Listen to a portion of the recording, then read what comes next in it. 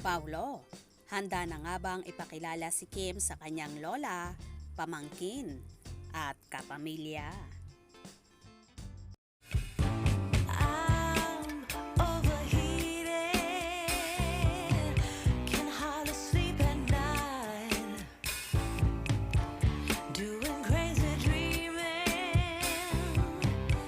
You're the reason why. Hiding by the baby. Tila, handang-handa na ngang ipakilala ni Paulo Avellino ang kanyang bagong nobya na si Kim Chiu sa kanyang mga kamag-anak, lalong higit sa kanyang lola at sa mga pamangkin nito. May nagbahagi nga ng larawan ng magtito kung saan may caption na, "So happy at nagkita ang magtito. Gab, laki na ng mga anak mo. Hashtag Paulo Avellino. Hashtag Iana Avellino. Hashtag Elise Avellino.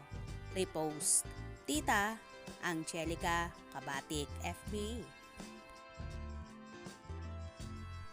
Samantala, may kumalat ding larawan si Paulo kasama ang kanyang lola kung saan kitang-kita mo ang lahing Espanyol.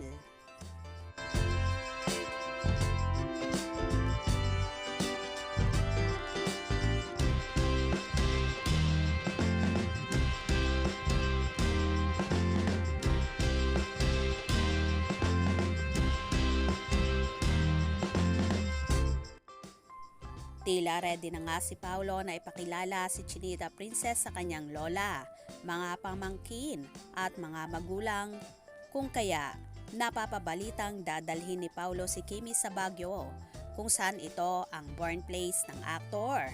Ito nga ang isa sa inaabangan ng lahat, lalo pat malapit nang mag-celebrate ng birthday si Paulo ngayong darating na May 13, kung saan eto ata ang plano ni Paulo para tuluyan ng maipakilala ang Queen of the Dance Floor sa kanyang kamag-anak. So excited naman ang lahat sa mga magaganap sa Kim Pao, lalo sa magiging kaarawan ng aktor. Ano kaya ang magiging sorpresa naman o regalo ni Chinita Princess sa bagong jowa? Hindi pa man sila umaamin sa madlang people, pero ramdam na ng lahat na may something special nang nagaganap sa Chupao na ikinatutuwa ng kanilang mga followers. Paniguradong soon ay aamin na rin sa natatangi nilang pagmamahalan sina Kim at Paulo. Kaya naman tumutok at wag na wag pahuhuli sa mga maiinit na kaganapan. Anong inyong magiging reaksyon sa bidyong ito? Comment below.